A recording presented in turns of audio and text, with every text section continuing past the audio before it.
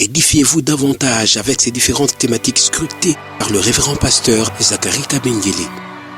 Les 7 images de l'influence du chrétien dans le monde, le 7 fois de l'accomplissement de toutes choses, de la partie 1 à la partie 3, quel temps fait-il à l'horloge des dieux pour l'humanité? Délivré de l'esclavage pour servir l'Éternel, de la partie 1 à la partie 7. La résurrection du Seigneur Jésus-Christ.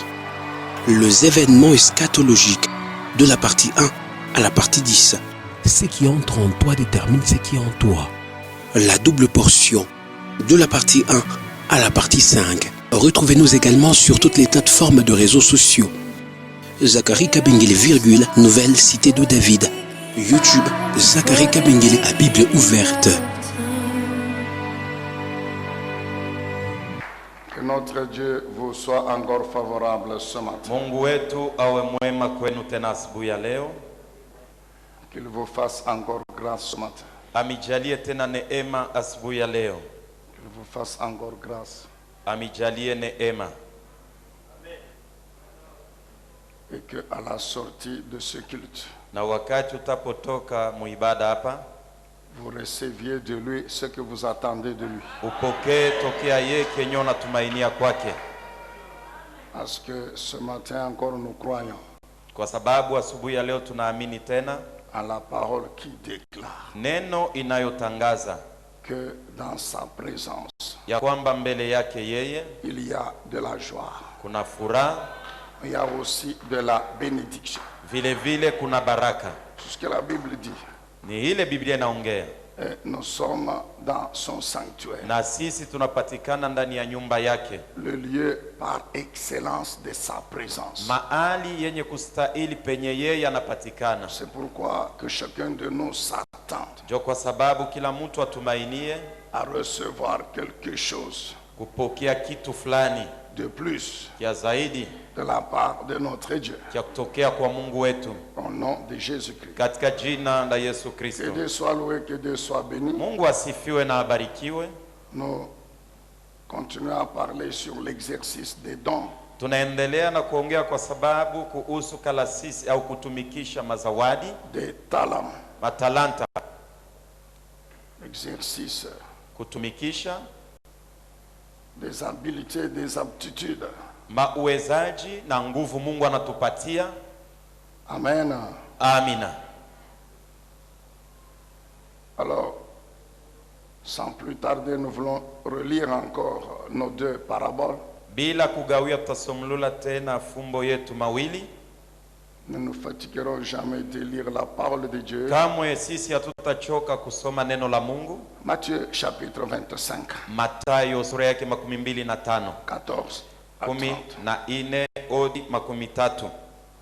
Nous allons lire encore en français, c'est long. Tutasoma tena mkimombo kwa sababu iko mrefu. Matthieu 25, 14. Mathayo 25 shairi 14. Il s'agit de la parabole des talents, Inaelekea fumbo ya zawadi ya talanta de la parabole des sacs d'argent, na hata ile ya mifuko ya fedha ou bien des lingots d'or. au ya dhahabu. C'est selon les versions. Ni kufatana hata na utafsiri ya Ce Biblia. matin, nous voulons lire dans les semeurs. Asubuhi ya leo tutasoma ndani ya utafsiri ya mpandaji. Alors la Bible dit, il en sera comme d'un homme qui partit pour un voyage. Il convoqua ses serviteurs et leur confia l'administration de ses biens. Nous voulons aujourd'hui encore vous demander de souligner ses biens. Tunapenda tena asubuhi ya leo tukuambie tia kistari mali yake yeye. Ce sont les biens du maître Ni mali ya Bwana. qu'il remet à ses serviteurs. Anapatia batumishi bake. Nous continuons la lecture. Tunaendelea na kusoma. Il remit à l'un 5 lingots, à un autre 2 et à un troisième 1 seul, en tenant compte des capacités personnelles de chacun. Souligner capacité personnelle de chacun. Tia kistari uwezaji ya kila mtu. Puis il s'en alla. Celui qui avait reçu les 5 lingots se mit sans tarder à les faire fructifier, de sorte qu'il en gagna encore 5 autres. Celui qui en avait reçu 2 fit la même chose et en gagna 2 autres. Quant à celui qui n'en avait reçu qu'un, Il s'en alla creuser un trou dans la terre pour y cacher l'argent de son maître. Longtemps après, souligné longtemps après, ya kistari, kisha masiku mengi, le maître de ses serviteurs revint et leur fit rendre compte de leur gérance. Il revint et leur fit rendre compte de leur gérance. akarudia na kuuliza kila mtu kufuatana na bienye alifanya na bienye alimwachia. Celui qui avait reçu les 5 lingots se présentant, apportant les 5 lingots supplémentaires qu'il avait gagnés. Maître, dit-il, tu m'avais remis 5 lingots, j'en ai gagné 5 autres, les voici. Alors le maître lui dit, très bien, tu es un bon serviteur. Dans d'autres versions, c'est écrit bon et fidèle serviteur. Katika ufafanuo wengine nasema mwema na mwaminifu En mtumishi. qui l'on peut avoir confiance. Tu t'es montré fidèle en peu de choses. C'est pourquoi je t'en confierai des plus grandes. Alors viens partager la joie de moi, ton maître. Celui qui avait reçu les 2 lingots se présenta aussi et il dit la même chose. Alors nous passons au verset qui suit. Le maître va lui répéter la même chose qu'il a répété au premier. Et nous passons au verset suivant. Enfin, celui qui n'avait reçu qu'un lingot vint à son tour et dit, Maître, je savais que tu es un homme dur. Tu moissonnes là où tu n'as rien semé. Tu récoltes où tu n'as pas répandu des semences. Alors c'est pourquoi j'ai pris peur et je suis allé cacher ton argent dans la terre. Prends-le, ce qui t'appartient. Il dit bien, voici ce qui t'appartient. Anasema mzuri yako yoi. Alors son maître lui dit, vaut rien, ou bien inutile, fainéant. Tu savais que je moissonne où je n'ai rien semé, et que je récolte là où je n'ai pas répandu des semences. Eh bien, tu aurais dû placer mon argent dans les banques, et à mon retour, j'allais récolter le capital avec intérêt. Alors qu'on lui retire donc le lingot et qu'on le donne à celui qui en a déjà 10. Car à celui qui a, on donnera encore et il sera dans l'abondance. Mais à celui qui n'a pas, on notera même ce qu'il a.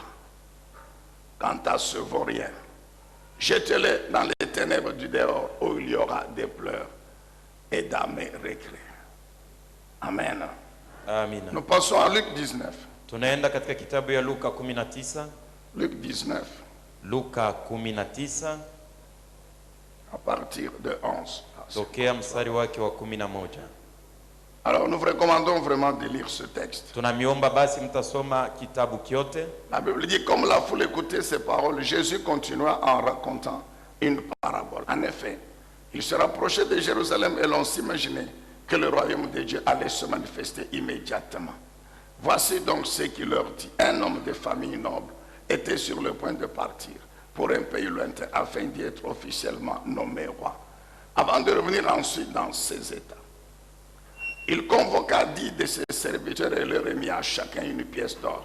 Puis il leur recommanda, faites fructifier cet argent jusqu'à mon retour. Soulignez, faites fructifier cet argent. Jumlisha fedha hii jusqu'à mon retour. na mpaka pale nitarudia. Alors si vous lisez la suite, la Bible dit, Ukisoma yafuatayo Biblia au inasema retour du maître, wakati Bwana aliporudi déjà investi roi, na hata anatiliwa kama le mfalme premier s'est présenté na hata anajitambulisha, et il a fait le rapport du travail qu'il avait fait. alileta ripoti ya kazi yenye alifanya. Et il dit, tu m'as donné une pièce d'or. Anasema ulinipatia shekeli moja ya J'ai dhahabu, travaillé, j'ai gagné 10 autres. nilitumika na kupata 10 ingine.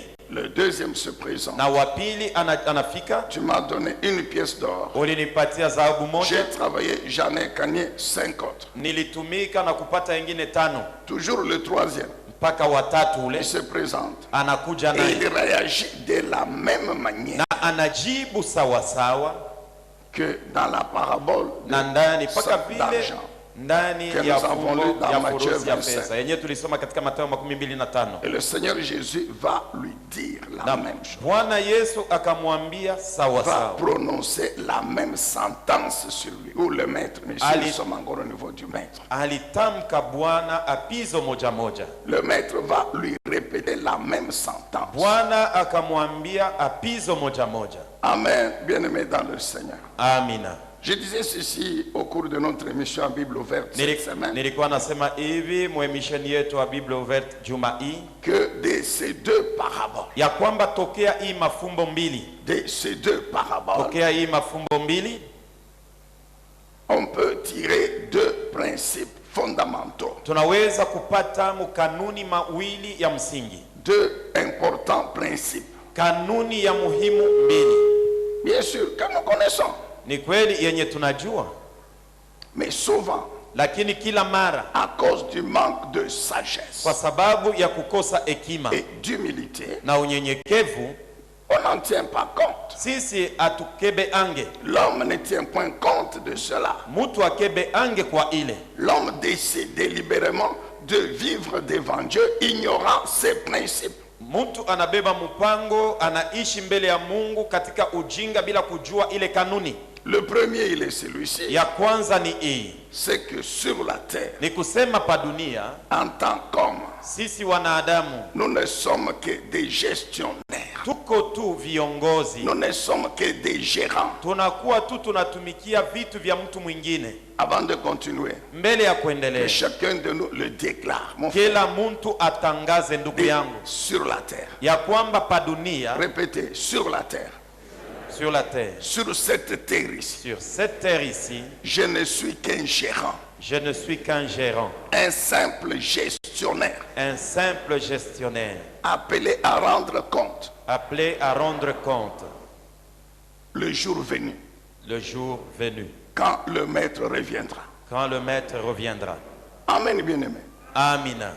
Gestionnaire, Uko tu mlinzi, la vie que nous menons sur la terre maisha yenye tuko naishi pa dunia et tout ce que cette vie contient, na vyenye vyote vinapatikana ndani yake, tout ce qui la caractérise, vyenye vinataabisha vinakuwa ndani ya ile maisha, a un propriétaire. biko na mwenyewe, C'est Dieu le Tout-Puissant. ni Mungu Mwenyezi.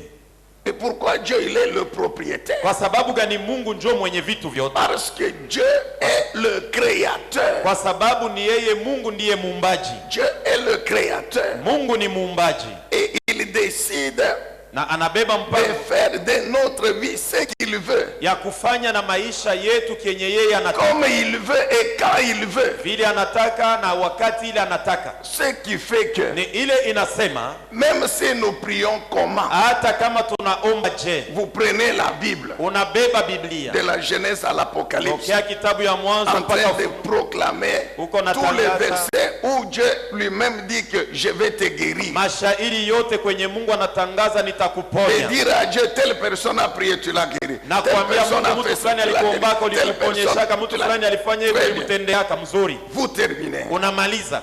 Mais Dieu, c'est lui le propriétaire de la vie de la personne pour laquelle vous priez. Mungu njo mwenye maisha ya mwenye uko naombea. S'il décide Kama anabeba de mpango mettre fin à sa vie sur la terre, ya kukomesha maisha ya ule mtu pa dunia, il décide. alishabeba mpango, Il décide. alishabeba mpango. Nos prières, Maombi yetu, c'est pourquoi je vous ai toujours dit que c'est un sacrifice. njo kwa sababu na Que kuambia nous kila rendons à siku ni zabihu tunamtolea Mungu, Et quand on offre un sacrifice, na kama unatoa zabihu on n'a pas le droit de demander des comptes à Dieu. hauna Non. na haki ya kumwambia Mungu nilikupatia kifulani wa unipatie Dieu, juu ya il décide. C'est sa vie. C'est lui le propriétaire. Mungu anabeba mpango kwa sababu yeye njo mwenye maisha. S'il décide de mettre fin à la vie de la personne sur la terre, la personne meurt. Kama Mungu anabeba Même mpango si ya nous kukomesha prions maisha comment? hapa dunia, anakufa ule mtu hata kama tunaomba. S'il Je, décide de la laisser encore vivre, kama anasema ataishi la tena, personne va continuer ule à mtu vivre. ataendelea na kuishi tena, Et là, nous allons dire à Dieu à exaucer nos prières. na pale tutasema Mungu anajibu kwa maombi yetu. Amen, bien-aimés dans le Seigneur. Amina. La vie sur la terre, Maisha ya pa dunia c'est Dieu le créateur. ni Mungu muumbaji, Et en tant que tel, na sasa vile njo c'est kile lui le eko, véritable propriétaire. yeye njo mwenye maisha yenyewe. Tout ce que cette vie contient, tout. Vile vyote vinapatikana ndani ya ile maisha vyote. Alléluia. Amina. Amen, bien-aimé dans le Seigneur. Amina. Deuxième principe. Kanuni ya pili. Marc chapitre 13. Marko sura yake ya 13. D'abord, avant de passer au deuxième principe, Mbele ya kupitia na kusemea ile ya pili, j'aurais bien voulu qu'on mette ce texte. 1 Napendelea. Chronique 29. 1 Chronique 29. Mambo ya siku ya kwanza 29. C'est pour appuyer ce que je viens de vous dire. Ni juu ya kukankamisha kabisa bienye natoka 1 kuambia. Chronique chapitre 29, Batuwekeye mambo ya siku ya kwanza 29 à partir du 13e verset. tokea shairi yake ya 13.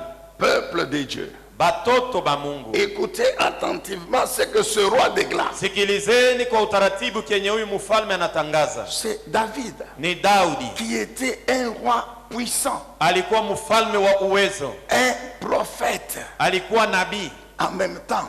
tena, Et il était riche. na alikuwa mtajiri. Il avait l'or, il avait l'argent. Alikuwa na dhahabu, alikuwa na fedha. Mais écoutez ce que ce roi dit. Lakini sikilizeni kenye mfalme huyu anaongea. 1 Chronique chapitre 29. Mambo ya siku ya kwanza sura yake 29. Si vous lisez, bien sûr, nous lisons à partir du 13e verset. Tunaanza kusoma tokea mstari wake wa 13. Mais si vous lisez même à partir de chapitre 21, Kama unaanza kusomea hata kwa sura yake 21, vous trouvez cette histoire utakutanisha hiyo hadithi du terrain d'Ornan ya ile shamba ya Ona, que David va refuser de prendre gratuitement. ile Daudi alikataa kuichukua kwa bure. Ornan lui dit ceci. Ona anamwambia Toi, hivi, tu es roi. wewe uko mfalme, Est-ce que je peux te vendre? naweza kukuuzisha kitu? Hapana, Toi, prends. we beba tu ya bure. David lui dit non, non, non, non. Daudi anamwambia Je ne hapana, peux pas siwezi kama offrir à l'Éternel kumtolea Bwana quelque Mungu chose qui ne me coûte rien. kitu kenye mimi sikutesea. Tu comprends, mon frère? Unaelewa ndugu yangu? Toi qui, quand il faut offrir, We ule kama inafai kutoa, tu cherches toujours les petits billets là. unatafutaka paka kale kafeza kale kadogo. David dit quoi? Daudi anasema nini? Je n'offrirai pas à l'Éternel Siwezi kumtolea Bwana Mungu quelque chose qui ne m'a rien coûté. kitu kenye sikutesweye. Et il va sortir 600 pièces d'or pour acheter le terrain sur lequel allait être construit le temple de Jérusalem. Akatosha dhahabu kwa sababu anampatia Ona juu ya kununua fazi penye Maintenant, au ujenzi wa chapitre hekalu. 29, Sasa kusura yake 29, David rassemble les matériaux Daudi akusanisha vyombo qu'il vya doit kazi laisser à son fils Salomon pour construire le temple. yenye anapasha kuacha mtoto yake Solomono juu ya kujenga hekalu. Si vous lisez, il va donner tout ce qu'il avait. Ukisoma utaona alitoa vitu vyote alikuwa navyo. Lui-même, la Bible dit, il a donné presque 100 tonnes d'or et plus de 200 tonnes d'argent. Alileta zaidi ya matoni 100 ya dhahabu na zaidi ya 200 matoni ya fedha, vyote. Tout ce qu'il avait comme richesse, Mali yote alikuwa nayo, il prend, anaichukua, il donne à Dieu anamtolea Mungu pour la construction de son temple. kwa sababu ya majengo ya hekalu yake. Tout, j'ai dit bien tout. Vyote nasema la vyote, Bible dit. ni vile Biblia inaongea. Après lui, le roi, Kisha yeye ce sont les chefs de famille, ni wakubwa wa majamaa, les anciens, wazee, oui, tout le peuple, kisha watu les wote, hommes comme les femmes. wanaume na wanamke. Quand il termine à rassembler les matériaux, Wakati anamaliza il kukusanyisha, fait maintenant cette prière anaomba maombi hii, qui est une prière de reconnaissance, inakuwa maombi ya qui est shukrani, une prière d'action de grâce. inakuwa maombi ya kushukuru. Maintenant, écoutez très bien ce que David dit. Sikilizeni basi kenye Daudi anasema. C'est pourquoi notre Dieu, Njo kwa sababu Mungu wetu nous te louons, tunakusifu, nous célébrons ta gloire. tunashukuru utukufu wako, Car kwa sababu qui donc suis-je? ni nani? Mi niko Et nani? qui donc est mon peuple Na bantu bangu hapa niko pour nabo, niko nani? avoir les moyens de t'offrir de tels dons? Juu ya kuwa na bintu vya kutulea wewe kama zawadi. Tout cela vient de toi. Hivi vyote vinatoka kwako wewe. Amen, Église. Amina. Soyons sincères devant Dieu. Tuwe na moyo wa uwaki mbele ya Mungu. Combien d'hommes sur cette terre Ni bantu ngapi pa dunia banaume ont présent dans leur esprit banakuwa na mawazo ndani yao que tout ce qu'ils ont vient de Dieu? ya kwamba hivi vyote niko navyo ni Mungu ndio alinipatia havyo. Il dit tout cela vient de toi. Anasema hivi vyote ni wewe ndio Et ulitupatia. c'est de ta main même que nous avons reçu ce que nous te donnons. Nikitokea mkono yako wewe Mungu ndio tulipokea vyenye tunakutolea. Pourquoi on nous exhorte tous les jours pour les offrandes? Kwa sababu gani kila siku anatuonya kwa sababu ya kutoa sadaka na kulipa cheki? Nous n'avons pas cette vérité dans nos cœurs. Ni njuu hatuna na huyu ukweli moyoni mwetu. David dit c'est ta main, ta main, Biblia ta main à toi, Daudi Dieu, anasema ni mkono yako wewe qui Mungu nous a donné ndio ce que ilitupatia nous te donnons. hivi si tuko na kutolea. On peut lire la suite. Tunaweza kusoma yafuatayo. Nous sommes devant toi Tuko mbele yako comme des étrangers, kama wageni des hôtes, na hata tunakuwa kama wenyewe wanapokelewa fazi nyingine comme nos pères. kama babu zetu. Notre vie sur la terre, Maisha yetu elle est aussi éphémère qu'une ombre passagère qui passe sans espoir. inakuwa mfupi kama mumvuli inapita bila tumaini. Éternel notre Dieu, Wa milele Bwana Mungu c'est wetu, de ta main nitokea mkono yako que vient toute cette fortune tulipokea mali que nous yote venons de réunir pour te bâtir un temple. yenye tunatoka Qui mkusanisha juu ya portera kujengea ton nom. hekalu yenye Toi itaitwa qui es kwa jina saint. lako wewe mtakatifu, Tout t'appartient. na vyote ni vyako.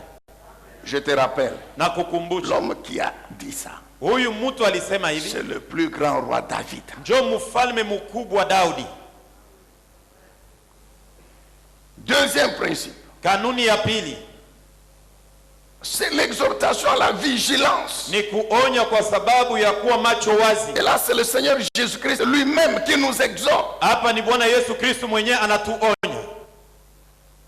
Et nous comprenons na tunaelewa en quoi consiste cette vigilance. na kuwa macho wazi ni kusema nini. Marc chapitre 13, Marko sura yake ya 13 32 à 37. 32 hadi 37. Marc 13, 32 à 37. Marko 13 32 hadi Vous 37. allez voir que dans ce passage, Utaona ndani ya hii andiko, bien sûr, d'après Marc, le Seigneur fait juste allusion aux deux paraboles que nous avons lues avant. kufuatana na Marko, Bwana anaongea ile mafumbo mbili yenye tuliongea mwanzo, Et comme une conclusion, il tire cette exhortation à la vigilance. na kama kufunga maneno anasemea juu ya kuwa na macho wazi, Comme pour dire, puisque les choses sont comme telles, comme elles ont été présentées dans les deux paraboles, vile Bwana alitambulisha vitu viwili katika mafumbo mbili. alors voici ce que je vous demande de faire. Sikilizeni kienye na miomba mimi ni kufanya Quand au jour ou à l'heure, siku ile au saa ile. personne ne sait quand est-ce que cela se produit. Hakuna mtu anajua itatendekaka siku gani, Ni les anges du ciel, wala ni malaika wa même mbingu, le Fils. hata mwana Seul le Père le sait.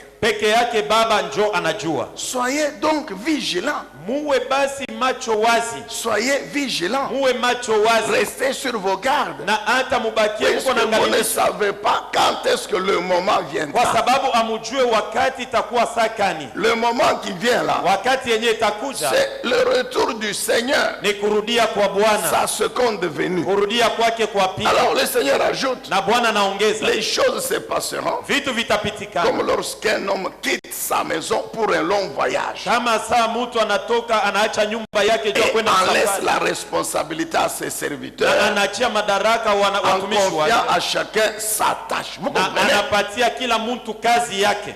Et là, allusion faite directement à Luc 19. Na pale pale banasemea Luka 19.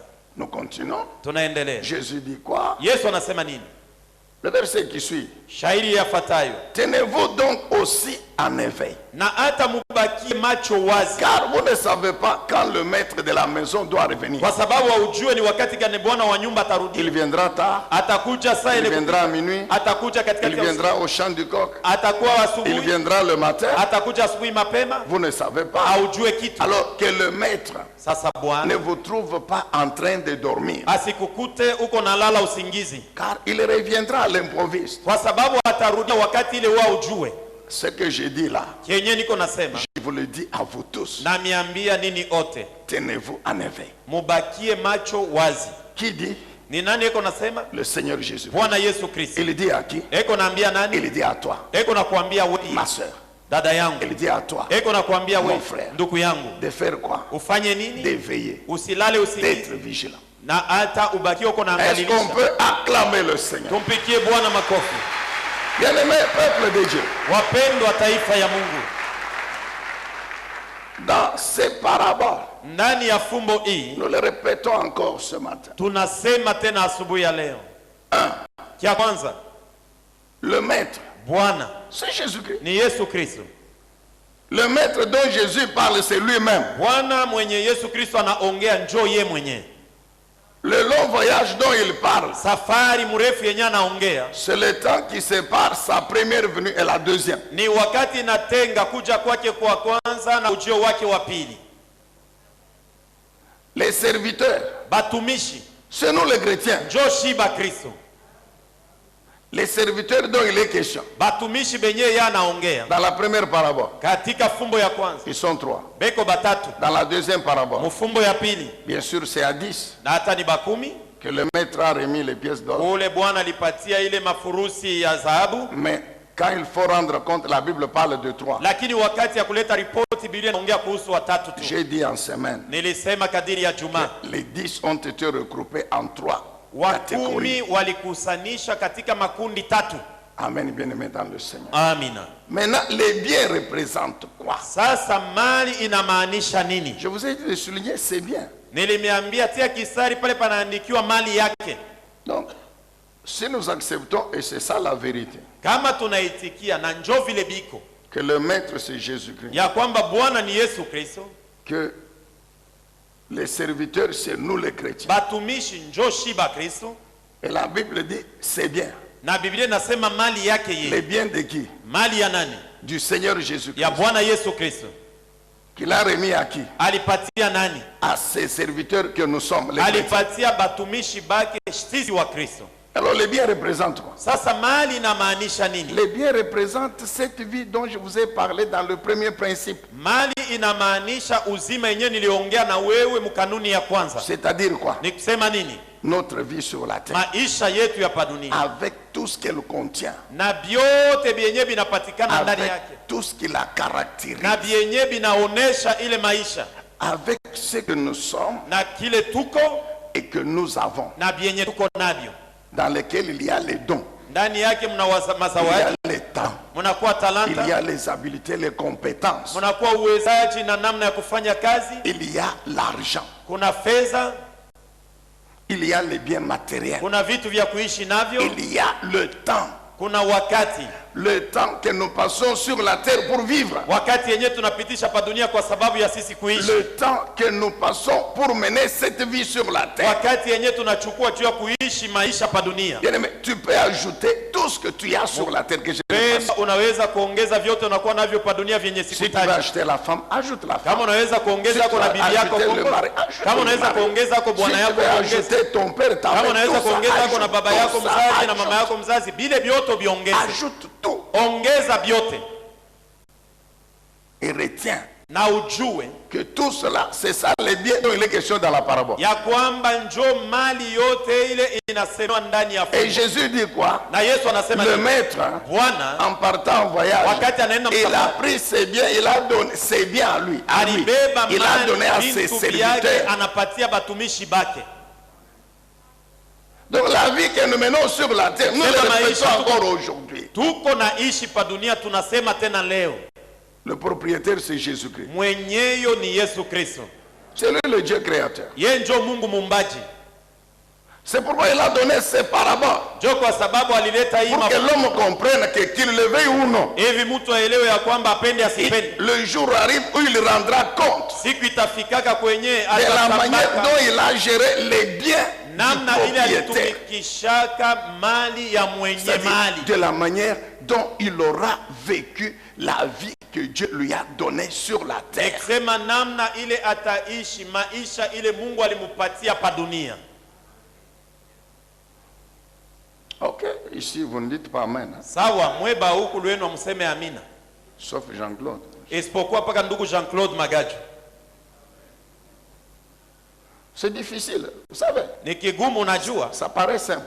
binaonekana biepesi, Maintenant, si vous les chrétiens lakini kama mweba Kristo, qui êtes dans l'église, mwe benye muko mkanisa, vous avez difficile à comprendre, à accepter ça. muko na kigumu ya kuichika hii mambo. Maintenant, que dire des païens qui sont en dehors? Sasa mpagano mwenye yashiwe neno la Mungu, yeye ataichika yote.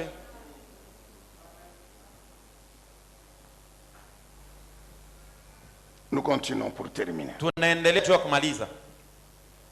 De ces deux paraboles, Tokea hii mafumbo qu'est-ce mbili, qu'on tire encore? Ni nini tunapatia? Et selon la conclusion du Seigneur, Na kufuatana na kufunga kwa maneno kwa c'est Bwana. que parmi les serviteurs, Kusema katikati ya donc watumishi, parmi les chrétiens que nous sommes, sema katikati ya sisi Bakristo, il y a deux groupes. kuko makundi mbili. Le premier groupe, Kundi ya kwanza ce sont des vrais serviteurs, ni batumishi bakweli. c'est-à-dire serviteurs bons et fidèles. Ni kusema mtumishi mwaminifu na ule anastahili mwema. C'est ça le premier groupe. Njo kundi ya J'ai kwanza. dit que tous sont des serviteurs. Nasema bote ni batumishi. Mais il y a deux groupes au milieu d'eux. Lakini katikati Parmi yao eux. kuna makundi mawili. Le premier, Ya kwanza ce sont les vrais serviteurs. ni batumishi bakweli. C'est-à-dire, Jésus dit bon et fidèle. Ni kusema Yesu anasema mwema na mwaminifu. Ceux en qui le maître peut faire confiance. Benye bale Bwana anaweza kutumainia. Et le deuxième groupe, Na kundi ya pili ce sont des faux serviteurs. ni batumishi babongo. Faux serviteurs. Batumishi babongo. Mais tous sont des serviteurs. Lakini bote banasema tuko batumishi. Ce qui fait que dans l'église, Ni kusema mukanisa comme nous sommes là ce matin, ni ile nafanya mukanisa asubuhi. parmi nous ici, Katikati le yetu hapa. Saint-Esprit sait. Roho Takatifu yeye mwenyewe alisha kujua. N'est-ce pas, nous tous, nous sommes des chrétiens. Shi bote shi tuko Bakristo. Est-ce qu'il y a un païen au milieu de nous ici, Huko mpagano katikati yetu hapa. ce matin? Asubuhi ya Non, leo il n'y en hapa. a pas. Hapana, hana amo. Ok, très bien. Sawa, hakuna matata. Mais le Saint-Esprit sait. Lakini yeye Roho Mtakatifu Et anajua. parmi nous tous ici qui nous disons Katikati chrétiens, yetu sisi yote hivi tuko hapa. il y a des vrais serviteurs Kuko batumishi bakweli, et servantes. babichakazi, Et il y a des faux serviteurs na et servants. katikati yetu kuko batumishi Saint-Esprit na connaît, bichakazi mon frère. babongo. Roho Jésus Mtakatifu connaît. anabajua. Alors, faute de temps, nous allons encore nous étaler sur ce que c'est que le vrai serviteur. Najua tuna na wakati tutasemea juu ya mtumishi wa kweli ni nani. Dieu voulant, dimanche prochain, nous allons parler des faux. Mungu akitaka siku ya Jumapili ya juma kesho tutaongea kuhusu wabongo.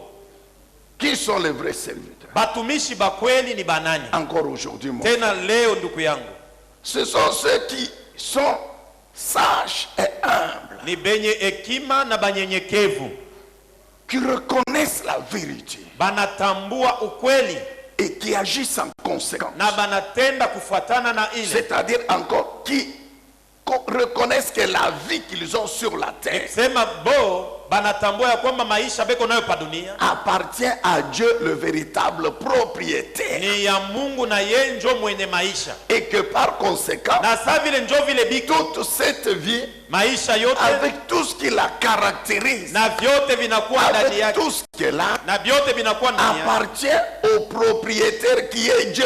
ni bienye Et mwenyewe que par anayekuwa Mungu. conséquent, je ne peux pas la vivre n'importe comment. Na saa vile njo vile iko, siwezi kuishi ile maisha vile Je mimi dois nataka. gérer les biens du maître comme il me les demande. Napasha kulea mali ya Bwana vile ye ananiomba. Ce sont ceux qui reconnaissent Ni bale banatambua que les talents, ya kwamba talanta, les dons, mazawadi l'habilité, na hata uwezaji compétences, na hata kuwa na c'est nguvu ya d'abord pour Dieu, ya kwanza ni juu ya pour Mungu, servir aux intérêts de Dieu. ni juu ya kutumikia mafaida ya Mungu. Exode chapitre 31. Toka 31 Dieu dit ceci à Moïse. Mungu anaambia Musa hivi, Il y a Betsalel huko Betsaleli dans le groupe des Juifs ici, katikati ya de Bayuda la tribu de Juda. wa kizazi ya Voici son père, voici sa baba mère, yake ni etc. fulani, mama yake ni Dieu fulani. dit quoi? Mungu anasema J'ai mis en lui l'esprit de Dieu. niliweka ndani yake roho ya C'est-à-dire, j'ai mis Mungu. en lui mon esprit. Sema niliweka ndani yake roho yangu. Pourquoi j'ai mis en lui mon esprit? Kwa sababu gani naweka roho yangu Pour ndani que yake? par sa puissance, Hivi kwa uwezo wangu Betsalel soit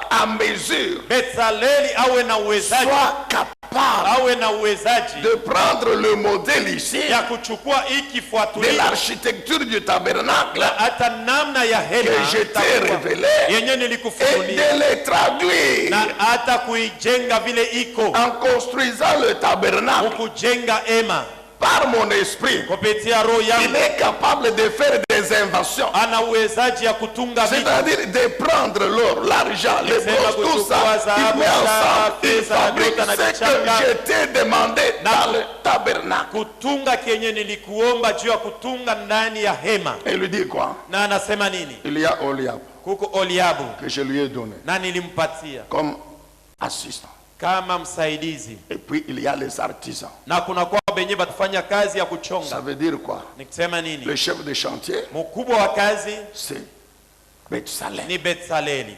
Et puis, Na kisha je ne sais pas comment l'ingénieur Pichou va appeler Oliam. sijue vile mfundi Pichu atamwita Oliam yeye ni nani? Le capitaine de l'équipe. Au ni yeye ndio ule Les bataanza artisans kuachia sont kazi des angalilishe kazi na benye kufanya kazi ni bale bafanya kazi. Amen, bien-aimé dans le Seigneur. Amina. Donc, le talent, tu as un talent. Tu as un don. Talanta uko nayo. On nous a parlé encore sur les dons en semaine ici. Bali par nos tuambia deux juu ya pasteurs. sababu na pastori wetu wawili katika Juma. Mais n'oubliez pas le principe qui est écrit dans 1 Corinthiens 12. Usisahau Que kanuni c'est ya pour ndivyo katika l'utilité Wakorintho wa commune. kwanza 12 njuu ya usaidizi Dieu na dit à msaada ya Moïse, wote. Mungu anaambia Musa, Betsalel, Betsaleli, moi Dieu, mimi Mungu j'ai mis en lui naweka ndani yake toute cette capacité. uwezaji wote. Alors prends-le Umubebe pour qu'il fasse quoi? juu afanye nini? Qu'il me construise le tabernacle. Anijengee mimi hema.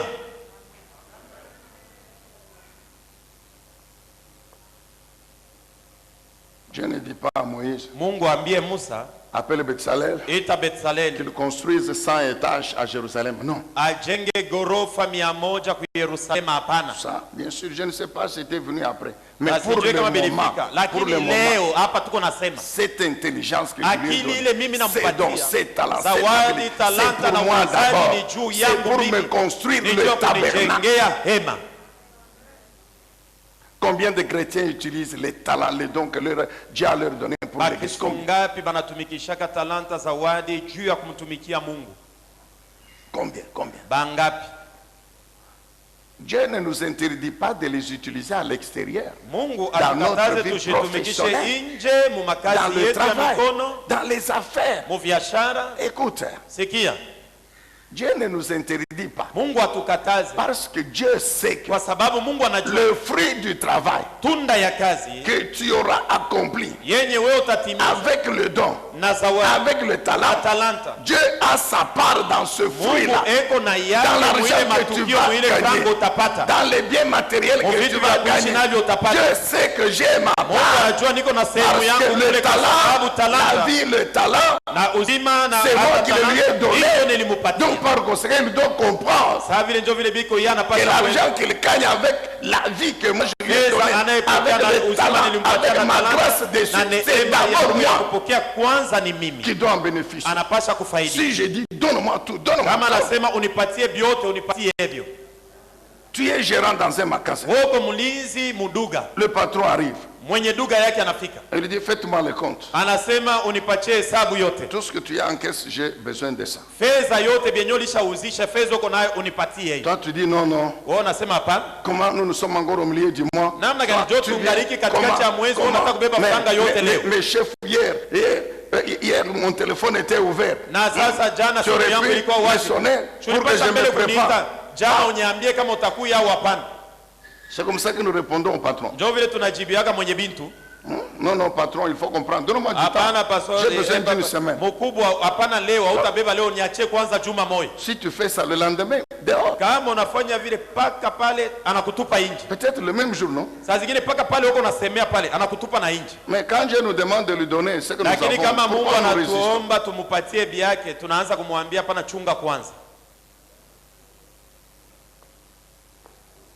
Ok, très bien. Mzuri, hakuna matata.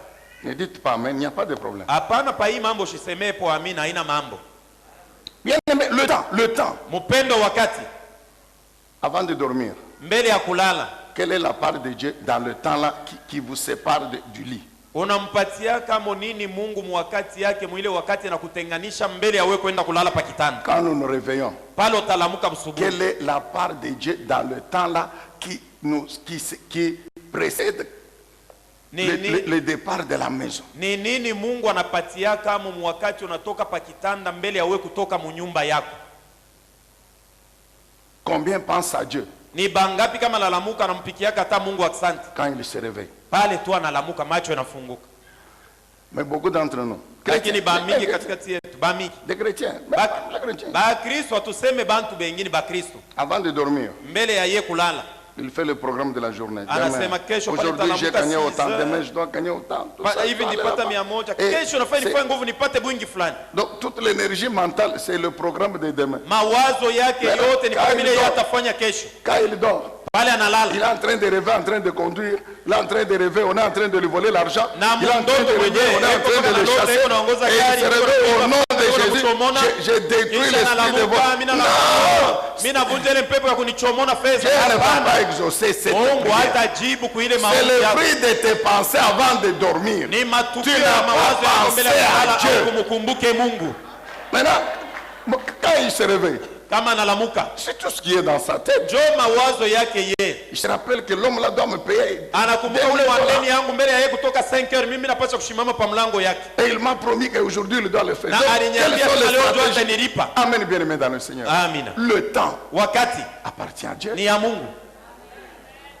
Quelle est la part de Dieu dans le temps? Mungu anapatiaka monini mwakati yako. Donc les vrais serviteurs, Mtumishi ce wa sont kweli ces personnes. ni Bon, bale bantu sois partie des vrais serviteurs. kuwa katikati ya batumishi ba kweli, kuwa katikati ya Sois batumishi ba parmi les kweli, vrais serviteurs, ma kuwa soeur chrétienne. katikati ya Tu batumishi es ba Mungu ba chrétien, kweli. d'accord, mon frère, mais sois Wako Mkristo ni bia kweli, lakini fais kuwa partie des vrais serviteurs. mtumishi wa kweli. Amen, bien-aimé dans le Seigneur. Amina. Jésus dit quoi? Yesu anasema nini? Quand le maître revient, Wakati Bwana il anarudi, demande des comptes anauliza ripoti aux serviteurs qui ont travaillé qui ont fait le commerce avec son argent. kwa bale Mon frère, batumishi walifanya je biashara te na répète, fedha yake, na kuambia tena la vie que tu as sur cette terre, maisha ile uko naishi son kwa dunia, propriétaire c'est Dieu. mwenye ile maisha ni Mungu. Tous les jours fais un effort Na kila siku fanya pour kitu la gérer comme le propriétaire te l'exige. juu ya kuilea kulinganisha na mwenyeyo vile Que le anakushughulisha, propriétaire trouve son compte. na mwenyeyo apatiemo, C'est ça, veiller. njo kukesha. Donc les serviteurs qui sont vigilants, Batumishi benye kukesha qui veillent, beko na kesha, ce sont ceux qui gèrent la vie du Ni- propriétaire benye comme il benye le leur kulea demande. uzima ya mwenyeyo vile mwenyewe anamwambia kuilea. Alléluia. Amina. Amen, église. Amina. Il est galère ici. Ah, ok. Alors, qu'est-ce qui se passe maintenant pour terminer? Alafu nini inapitikana juu ya sisi kumaliza? Il y a quand même une récompense. Shikuko malipo, Il y a une récompense kuko malipo pour les vrais serviteurs. juu ya batumishi ba kweli, Et cette récompense est à deux niveaux. na ile malipo inakuwa mkimo mbili. Le premier niveau, c'est la vie éternelle, effectivement. Kimo cha kwanza inakuwa uzima wa milele kweli kweli mbinguni. Oui, oui, Jésus a dit, Ndio Yesu je alisema, m'en vais vous préparer une place. naenda Je kumitayarisha reviendrai vous prendre, Narudia kumichukua. afin que là où je suis, vous y hivi soyez kwenye aussi. ninakuwa na nini mpatikane kule. Donc la première récompense, Malipo ya kwanza c'est la vie éternelle effective au ciel. ni uzima wa milele kuishi kabisa kabisa kumbingu. La deuxième récompense Malipo ya pili concerne la vie sur la terre. inaelekea maisha ya padunia. Amen, bien-aimé. Amina. C'est la bénédiction liée à la vie sur la Ni terre. baraka yenye kuambatanisha na maisha ya padunia. Le Seigneur Jésus dit quoi? Bwana Yesu anasema nini? Quand le maître revient, Wakati Bwana il ataporudi, reçoit le rapport. anapokea ripoti, Maintenant, qu'est-ce qu'il dit au premier? anaambia nini wa kwanza? Bon et fidèle serviteur. Mwema na mwaminifu Comme tu mtumishi, as été fidèle, vile ulikuwa mwaminifu, tu as géré ulilea selon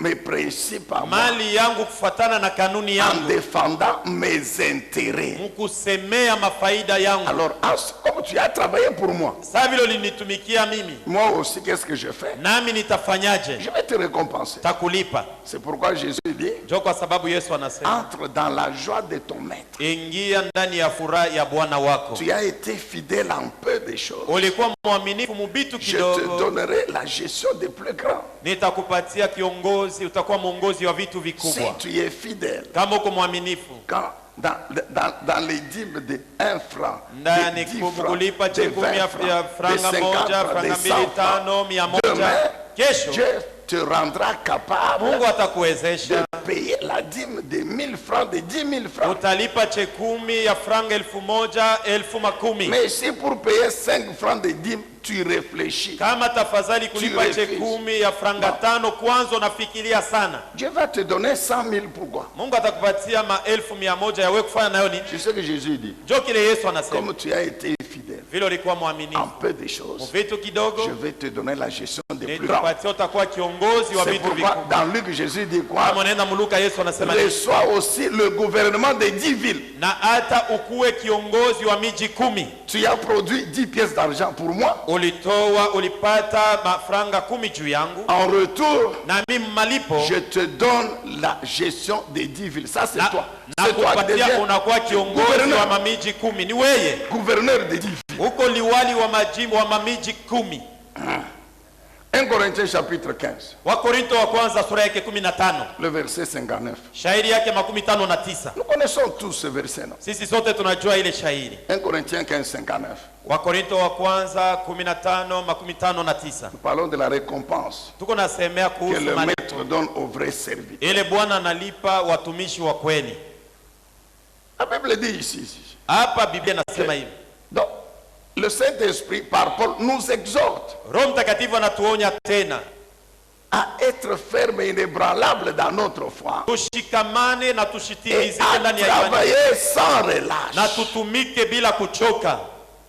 Jamais nous fatiguer de servir Dieu avec la vie qu'il nous a Kamwe donnée. tusichoke kumtumikia Mungu na maisha alitupatia. Jamais. Kamwe. Je me rappelle, Papa Albert disait toujours, Nakumbuka Papa Albert alikuwa anasema kila siku, alikuwa anatuambia, prof, alikuwa anasema mwalimu, nous nous reposerons au ciel. tutapumzikaka mpaka pale tutakuwa kumbingu. Il dit, c'est ce que j'ai compris. Na anasema njoo kile mimi naelewa Sur la terre ici, hapa pa hii dunia hata le véritable repos c'est au ciel. mapumziko ya kweli ni paka kumbingu, Ah, nous devons servir Dieu. na hapa tunapasha paka kumtumikia Mungu. Fatigués, Ulisha kuchoka, nous poursuivons toujours. lakini tunakankamana tu. C'est ce que je dis souvent à maman Monique ici. Ndio kila siku namwambiaga mama Monique huyu, Le véritable repos avec toi c'est au ciel. mapumziko ya kweli mimi na wewe ni paka kumbingu. Mais quand tu as sur la terre ici, Lakini kama tungaliki tu pa dunia hapa, aujourd'hui, leo sur les lits, tuko pa kitanda, demain, kesho on remet par terre. anamirudisha chini, Un mois ni un mois. na sisi Le mois mwezi termine. moja ni Vous mwezi montez moja, un peu sur les lits. unapanda hapo pa kitanda. Donc, vous dites le matin qu'aujourd'hui nous rentrons, ce soir nous sommes sur les lits. Unasema magharibi ya leo tutalala pa kitanda. Après quelqu'un vient vous dire Kisha voilà. mtu mwingine anakuwa kumiona La sasa, vision que shikieni Dieu m'a donnée. oh, Il a musikie vu. muone onyo ile Mungu Je venais, alinipatia. papa, je suis Niliona arrivé, papa, il y nilifika, avait une grande foule dans la salle. kulikuwa Mais kundi il y a bantu eu bamingi ceci, mkanisa. c'est là, tout ça. Mambo fulani Alors, ilifikia Dieu hivyo, m'a dit, Mungu ananiambia, il faut qu'il prie encore. Inafai tena endelee na kuomba. Munarudi chini. Vous rentrez encore par terre. La Bible dit quoi? Biblia inasema nini? Travailler comment? Mutumikeni je Sans relâche. bila kuchoka, bila kuregea. Maintenant, je vous pose la question. Sasa mimi nakuuliza, Oui, vous êtes là dimanche nombreux, c'est bien. unaona siku ya Tout à Jumapili l'heure, on mwaba aura bami encore au deuxième culte. hapo Tout kwa ça, ibada c'est ya bien. pili. Ile yote ni mzuri. Mais je vous ai toujours posé la question. Nakuulizaga kila siku.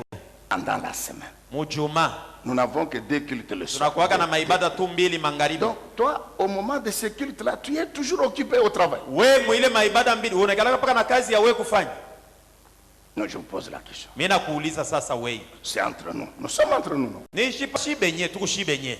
Amen, bien aimé. Amina. Mais la Bible dit quoi? Biblia nasema nini? Travailler sans. Tumikeni bila kuregea, bila Relâche. kuchoka. Pourquoi? Juu ya nini? Parce que Kwa sababu ce travail-là que nous faisons kazi yenyewe tuko a natumika quand même un résultat, iko na mapato a yake, une récompense. iko na malipo. Ésaïe 65. Isaya sura yake 65. Ésaïe 65. Isaya sura yake 65 21. 21. C'est encore la récompense. Ni paka Les malipo vrais serviteurs. ya batumishi Oh, bakweli mon ba Père. Mungu.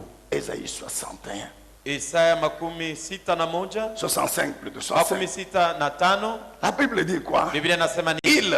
Ce sont les vrais serviteurs. Bo bale ni batumishi Ils bakweli. se construiront des maisons et les habiteront. Batajijengia manyumba na batapangia. Ils planteront des vignes et ils en mangeront les fruits. Batalima mashamba na batakula matunda yake. Amen, bien aimé. Amina. Ils ne bâtiront plus de maisons pour qu'un autre y habite à leur place. Batajenga manyumba njuu bantu bengine bakwe bapangie mu Ils ne pafazi. planteront plus de vignes pour qu'un autre mange les fruits. Non. Batalima mashamba njuu mtu mwingine akwe akule matunda hapana. Car les gens de mon peuple vivront aussi longtemps qu'un arbre. Kwa sababu batoto yangu bataishi miaka mingi paka saa vile muti. Ici, ce n'est pas n'importe quel arbre. Hapa haina muti yoyote. Ce sont les cèdres du Liban. Inakuwa ile cedre ya Libanoni. Ce sont les chênes. Inakuwa ni ile miti mrefu. Qui peut vivre 200 ans. Inaweza kuishi miaka 200.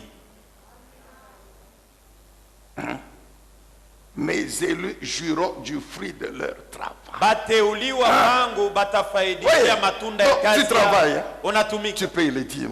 Tu donnes les offrandes. Unatoa sadaka. Quand on fait l'appel là, wakati unapoomba franga unajenga madhabahu katikati yetu. Il y en a qui ont refusé de dresser l'autel. Kuko bale balisha kukatala kujenga madhabahu. Alléluia. Amina. Amen, église. Amina. Maintenant notez ceci. Sasa jueni hii.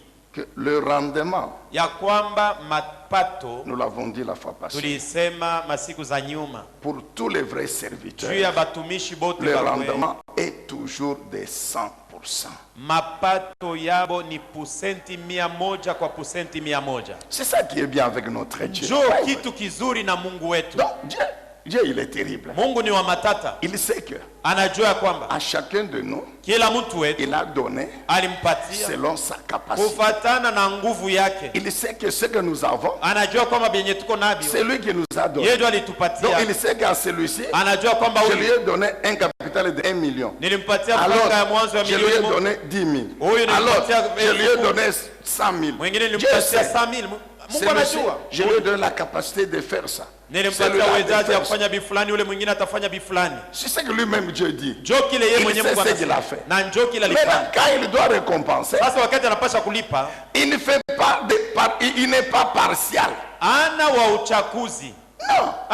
Je vous avais donné l'exemple des dîmes. Nilikuambia mfano ya chekumi. Je vous avais dit ceci. Nilikuambia hivi. Que Malaki 3:10 à 12. Malaki 3:10 mpaka 12. C'est la moisson des semences des dîmes. Ni mavuno ya ile mbegu ya chekumi. C'est ça le principe. Njoo kanuni. Donc que la dîme soit de $100, chekumi de $10, ya dola de $100, de 10 000 dola moja, franga 10,000. Pour Dieu, le rendement, il est de 100%. Mbele ya Mungu mapato ni pusenti 100. Parce que Dieu sait que celui-ci, kwa sababu Mungu anajua ya kwamba je l'ai rendu capable nilimwezesha de 100 000, celui-ci 1000, celui-ci 10. Dieu sait. Mungu anajua.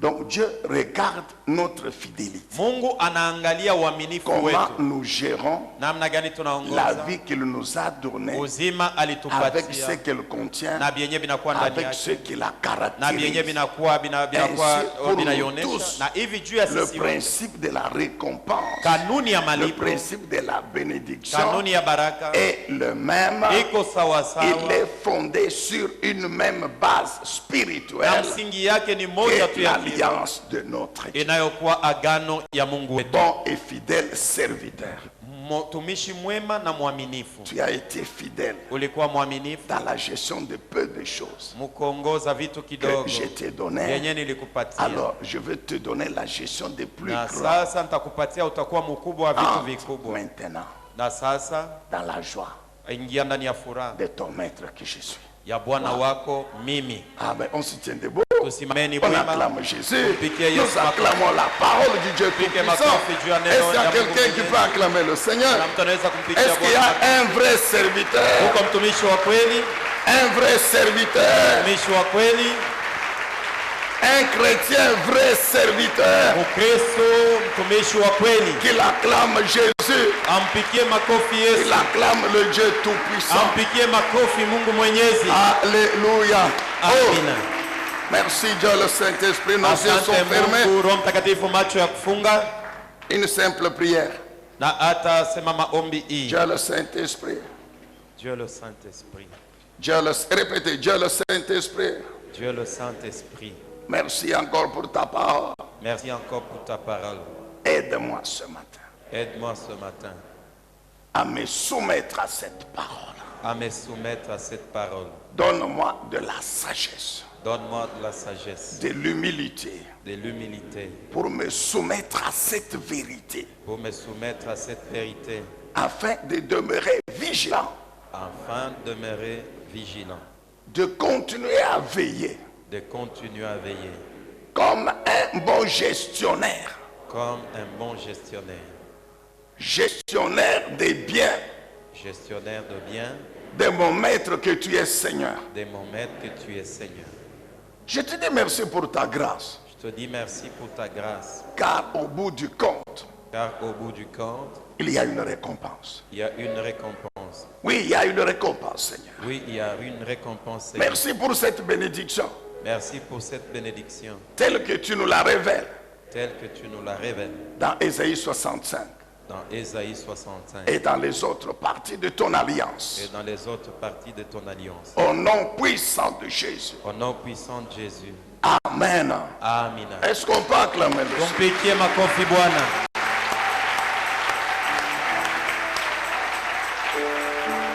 Édifiez-vous davantage avec ces différentes thématiques scrutées par le révérend pasteur Zacharie Kabengele. Les 7 images de l'influence du chrétien dans le monde, le 7 fois de l'accomplissement de toutes choses, de la partie 1 à la partie 3, quel temps fait-il à l'horloge des dieux pour l'humanité? Délivré de l'esclavage pour servir l'Éternel, de la partie 1 à la partie 7. La résurrection du Seigneur Jésus-Christ. Les événements eschatologiques, de la partie 1 à la partie 10. Ce qui entre en toi détermine ce qui est en toi. La double portion, de la partie 1 à la partie 5. Retrouvez-nous également sur toutes les plateformes de réseaux sociaux. Zacharie Kabengele, Nouvelle Cité de David. YouTube, Zacharie Kabengele à Bible ouverte.